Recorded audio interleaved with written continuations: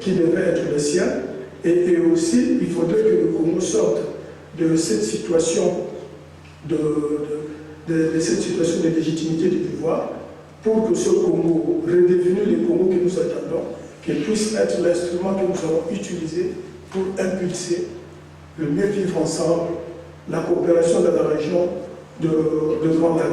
Là, j'essaie de synthétiser, mais quand vous poserez des questions, je pourrais aller en détail en ce qui concerne les différents autres enjeux, mais sans plus tarder, je passe donc la parole, je remets la parole au modérateur pour la suite. Merci de ton intervention. Je crois que sans plus tarder, Maître Letitu va continuer. Et ensuite viendra la séance de questions-réponses. Merci. Oui, sans plus tarder, je vois que Anissé Mobé est là, donc c'est pratiquement la présence qui nous manquait. Bon. Moi, j'ai seulement à répondre à quelques interrogations que j'ai entendues par-ci par-là par rapport au transfert de Taganda à la CPI. Bon, c'est sûr et certain qu'il y a eu quelques mouvements à la fois de peur, de panique, mais aussi de satisfaction. Bon, c'est peut-être ça qu'il va falloir éventuellement voir en termes d'enjeux. Est-ce que les enjeux sont tout à fait exceptionnels ou est-ce qu'il y a quelque chose de normal ou d'anormal? Et après, je vous remettrai la parole, on débattra éventuellement de toutes les autres questions. Mais s'agissant des Bosco Ntaganda, j'ai entendu par-ci les gens dire il s'est présenté de lui-même. Donc c'est quelque chose de jamais vu et de jamais vu, quelque chose d'assez important. On a essayé de construire là-dessus. Mais bon, je vous dirais tout simplement que dans les affaires du Kenya, Uhuru Kenyatta a déjà été à la CPI, il est rentré chez lui tranquillement. Et moi je pense plutôt que sur le plan purement stratégique, Bosco Ntaganda, ses conseillers, du moins, lui ont dit, écoutez, faites comme Uhuru Kenyatta, ça vous permettrait éventuellement de revenir à pied à la maison, et puis comme ça, on n'aura pas vraiment de problème, parce que ça commençait à devenir un problème diplomatique, une sorte d'épine au pied. Et personnellement, je pense, ou je crois savoir que les États-Unis et le Rwanda avaient tous intérêt à ce que cela se passe comme ça. Bon, les États-Unis, parce que ils commençaient à avoir un discours qui ne tient plus par rapport à la réalité sur le terrain. Bon, les États-Unis aussi, parce que, et c'est ce que je voudrais tout simplement signaler ici, ils ont quand même un ambassadeur en charge des questions des crimes de guerre, qui est M. Rapp. Et ce Rapp a été procureur au TPIR. Donc il est de ceux-là même qui ont, pendant tout le fonctionnement du TPIR, empêché que les Tutsis soient déférés. Or, vous vous souvenez que lorsque Kagame a commencé à faire un peu trop parler de lui, c'est Rapp qui avait dit que Kagame est en train d'exagérer et qu'il risquait de subir le sort qui est le sort de Charles Taylor. Alors quand Rapp le dit, alors que je sais que depuis plusieurs années, il a tout fait pour qu'aucun Tutsi ne soit déféré au TPIR, donc j'ai compris effectivement qu'il y avait quelque chose qui les gênait dans l'attitude du Rwanda. Et je crois que le fait de livrer Taganda, mais pas livrer Nkunda, laisse apparaître effectivement que ce n'est pas vraiment le sentiment de justice qui les animait, parce que bon, Nkunda aussi reste recherché, mais bon, ils ont livré Taganda parce que bon, ils devenaient à la fois l'épine qui était au pied du Congo et du Rwanda. Alors, de la manière dont il s'est présenté, beaucoup de gens se sont posé la question de savoir, mais pourquoi, si elle ne s'est pas présentée à partir du Congo, pourquoi il ne s'est pas présenté du Rwanda vers la CPI, mais pourquoi forcément à l'ambassade des États-Unis? Bon, là encore, poser la question, c'est y trouver la réponse, parce que les Américains dans la crise du Grand Lac n'ont pour grand allié que le Rwanda, où le Rwanda ne fonctionne que finalement sur ordre des États-Unis d'Amérique. Bon, c'est réellement un secret de polichinelle que de penser que le Rwanda attend de la France, de l'Allemagne ou de la Chine qui lui donne des instructions. C'est des États-Unis qui reçoivent les instructions. C'est des États-Unis aussi qu'ils ont reçu leur formation aussi, il faut le dire. Et il y a d'autres aussi qui continuent de recevoir la formation aux États-Unis, notamment les enfants même de Kagame, dans la même école militaire.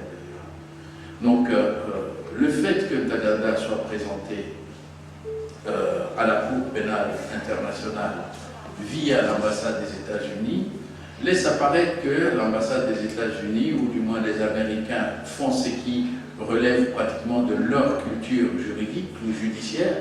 C'est que, bon, quand j'ai quelque chose de compromettant, je négocie avec le procureur.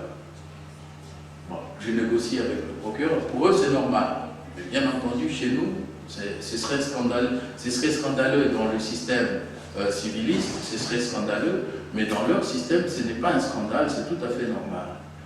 Et je pense, pour ma part, que le terrain n'était pas forcément miné pour eux, dans la mesure où le procureur actuel de la CPI est aussi quand même un ancien procureur du tribunal pénal international, donc l'une de ceux qui ont quand même contribué à faire en sorte que les Tutsis ne soient pas déférés. Alors, donc, une fois que vous avez pratiquement quelqu'un qui a fait ses armes au tribunal pénal international, qui a respecté la consigne qu'il ne faut pas gêner Kigali ni même poursuivre les Tutsis, qui a eu sa promotion du fait d'avoir été bon élève, peut-être au TPIR, donc il me paraît tout à fait normal et facile, finalement, que la négociation se fasse. Mais dans la foulée, pratiquement, des autres négociations qu'ils ont eues avec Kigali pour ne pas poursuivre les Tutsis. Bon. Je crois savoir que c'est là l'enjeu fondamental du passage de Ntaganda à l'ambassade des États-Unis. Bon. Mais maintenant, une satisfaction, il a été arrêté, tout le monde crie très bien, c'est un succès et tout. Bon, un succès pour qui? Un succès pour qui? Bon, un succès pour les victimes, on va en parler. Un succès pour le Rwanda, je pense que le Rwanda ne pouvait pas faire autrement. Actuellement, il préside le Conseil de sécurité des Nations Unies et c'est quand même très difficile d'être dans la posture qui était la sienne sans avoir rien livré. Donc je pense effectivement que tout cela préparait un discours qui pourrait être considéré comme un discours acceptable au niveau des Nations Unies, d'un pays qui a coopéré avec le tribunal pénal, la Cour pénale internationale. Bon, on peut dire qu'il s'agit plutôt d'un succès diplomatique de la part du gouvernement rwandais. Et maintenant, le fait de présenter Ntaganda comme quelqu'un qui s'est présenté spontanément à la Cour, constitue aussi un enjeu très important. Parce qu'il ne faut pas oublier que Ntaganda fait partie ou est poursuivi dans le cadre d'un procès qui a déjà commencé, qui a eu lieu, et lui, il était seulement un co-accusé en fuite. Mais il a quand même le feedback, il sait que Thomas Lubanga, ce n'est pas allé chercher très loin, il sait que Chui Ngudjolo, il a été acquitté, eh ben pourquoi lui ne pourrait pas alors, dans ce cas, se présenter? Alors, à partir de ce moment-là, se présenter spontanément, ça va négocier dans quoi? Sur le plan purement judiciaire, ça cherche seulement, ça va négocier dans les questions qui sont les questions des détentions. Bon. Alors on a vu Bemba, les tentatives de libération provisoire qu'il a faites, qui lui ont été refusées, mais vous avez vu aussi que dans certaines circonstances, ce qui est tout à fait différent de la procédure habituelle en droit commun, bon, on l'a quand même laissé partir, assister aux obsèques de son père, Bon, c'est qui est quand même quelque chose d'assez rare, mais bon, on l'a laissé faire. Et je crois que pour Bosco Ntaganda, la négociation de la libération va se faire beaucoup plus facilement parce que, ou du moins c'est ce qui lui aura été conseillé, parce que dès le moment que vous vous êtes présenté spontanément, bon, la Cour n'a pas de raison de dire écoutez que vous allez fuir. Bon, ça c'est effectivement, ça se défend, ça se justifie. Bon, il suffira à ce moment-là d'avoir des avocats sérieux. Un second enjeu, un autre enjeu qui se pose dans l'affaire Ntaganda a été révélé bien avant, mais aussi après. Bien avant, il y a eu un débat sur la nationalité d'Ntaganda. Alors, ce débat cristallise les opinions, et c'est vrai que, de part et d'autre, on se pose la question de savoir de quelle nationalité il est ce monsieur. Tout à l'heure, on parlait du mercenariat, mais l'enjeu fondamental, et je pense encore une fois que c'est là un autre élément d'accord, à supposer que Ntaganda soit le mercenaire qui se soit présenté et grâce auquel la question de la nationalité des Rwandais ou des rwandophones doit être posée, il vaut mieux stratégiquement le poser devant un tribunal international qui à ce moment-là trancherait, et une fois que le tribunal international aura tranché, la jurisprudence des tribunaux internationaux prime sur la jurisprudence locale.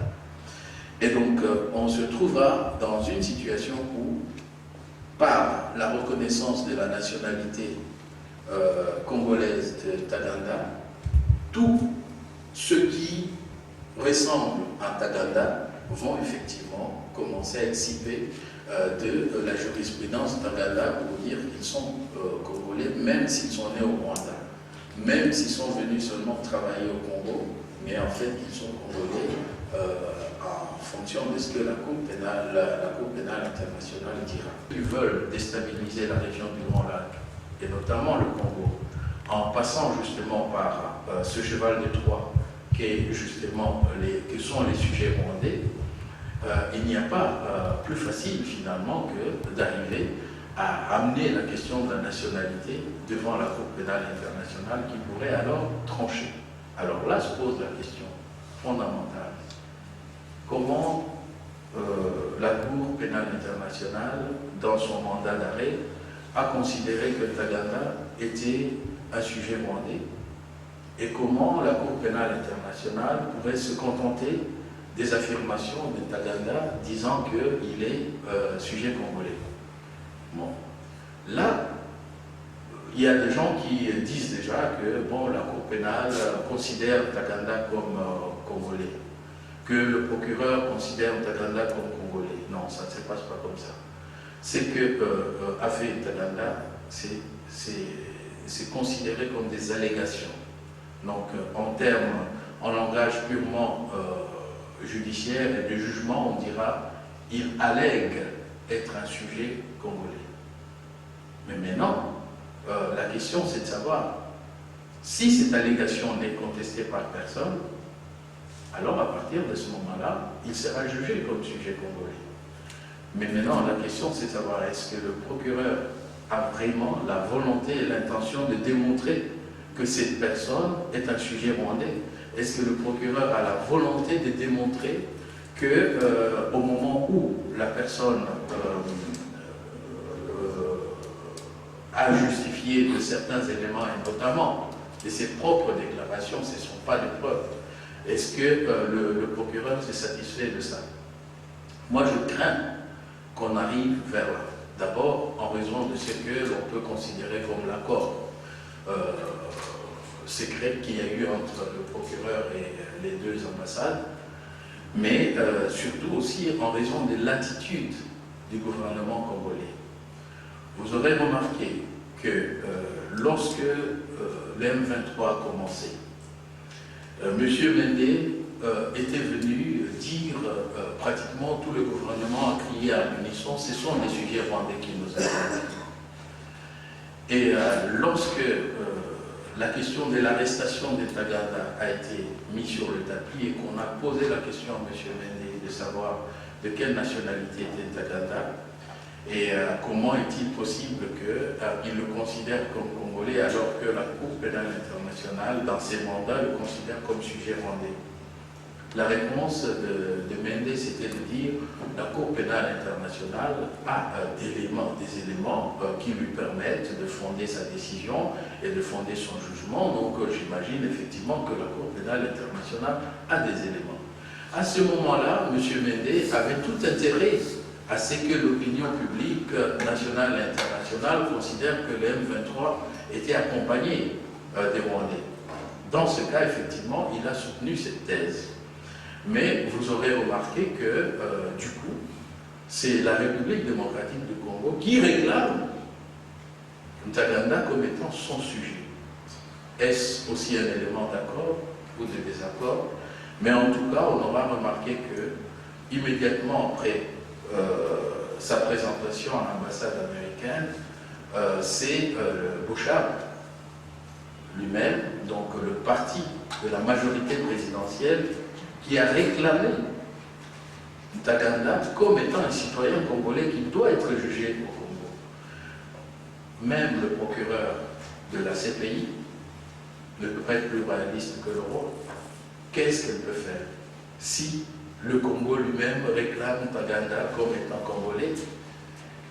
Est-ce que vous pensez qu'à partir de ce moment-là, le procureur a des éléments ou aura suffisamment d'éléments pour justifier? Bon, il reste indépendant. Le procureur reste indépendant, il peut poursuivre sa ligne de défense comme il veut. Et si le procureur veut vraiment faire condamner Ntaganda, et c'est son rôle en principe, l'accusation, c'est cela son rôle. Si elle veut vraiment faire condamner Ntaganda, le procureur devra poursuivre sur sa ligne et démontrer que Ntaganda est un sujet rwandais. Quel est l'intérêt pour le procureur de démontrer que Ntaganda est un sujet rwandais? C'est que si le procureur arrive à démontrer que Ntaganda est un sujet rwandais, il aura marqué un point sur le plan de la procédure, c'est-à-dire qu'il pourra montrer que Ntaganda n'est pas crédible dans ses déclarations. Donc, s'il veut attaquer la crédibilité de Ntaganda, il faut qu'il nous démontre effectivement qu'il a déjà menti devant la Chambre et que donc ça ne fait pas de lui quelqu'un de crédible. Donc, sur le plan de la crédibilité, là, il peut effectivement. Mais est-ce qu'elle a l'intention, est-ce qu'elle a la volonté d'aller jusqu'au bout? Là, c'est à mon avis l'enjeu qui ne pourrait éventuellement être finalement résolu. Ce problème ne pourra être résolu qu'à partir du moment où le gouvernement congolais, attaché à la question de la nationalité, mais aussi à la gestion des étrangers, s'implique là-dedans. Et comment le gouvernement congolais peut-il s'impliquer là-dedans?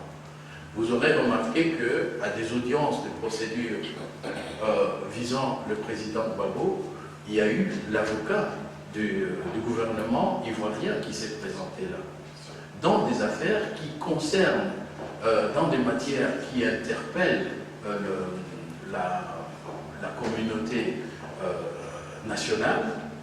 L'État peut demander à se présenter devant la Cour, non pas à titre de parti, mais ce qu'on appelle, non pas aussi à titre d'expert, mais ce qu'on appelle amicus curiae, l'ami de la Cour. Et donc, il vient apporter une certaine lumière, un certain éclairage à la Cour. Est-ce que le gouvernement congolais a l'intention de se présenter à la Cour pénale internationale comme ami de la Cour pour éclairer la Cour sur la nationalité de Ntaganda? Ça pose un problème. Mais bon, maintenant, sur le fond, on dira que cette question de nationalité de Ntaganda, comme l'a posé déjà le gouvernement congolais et Mende en personne, il dit le fait de naître au Rwanda ne fait pas de lui un sujet rwandais forcément. Bon, c'est vrai. C'est vrai. Encore faut-il maintenant établir en quoi un Rwandais qui naît au Rwanda est forcément congolais. Bon. Donc la présomption de nationalité congolaise par naissance au Rwanda, bon, ça me paraît quand même quelque chose de difficile à soutenir. Mais il faut aussi penser que peut-être le gouvernement congolais se sent gêné par ce dossier, parce que toucher au dossier Ntaganda en se présentant comme amicus curiae implique qu'on aille chercher effectivement dans la nationalité de beaucoup d'autres membres du gouvernement, et le premier d'entre eux, le président de la République, la question vraiment de la nationalité. Moi, je pense pour l'instant que ce sont ces intérêts-là qui sont plus importants pour les membres du gouvernement actuellement que le fait éventuellement de pouvoir appliquer Bosco Ntaganda ou pas. Alors, l'enjeu sur le plan diplomatique et politique de laisser Ntaganda être reconnu comme congolais, c'est que sur le plan international, on en arrivera à faire accréditer la thèse que est en train de lui souffler Mende, de dire qu'un Congolais qui veut se présenter devant le tribunal peut faire le choix de se présenter et de parler en lingala, en swahili, en chiluba, en kikongo, et il y a des rwandophones. Bon, donc on se retrouve maintenant avec 5 langues nationales, alors que nous savons que nous avons toujours 4 langues nationales. Voilà comment on introduit à ce moment-là une langue nationale supplémentaire, ce qui est la réclamation d'ailleurs de Kagame. Kagame dit que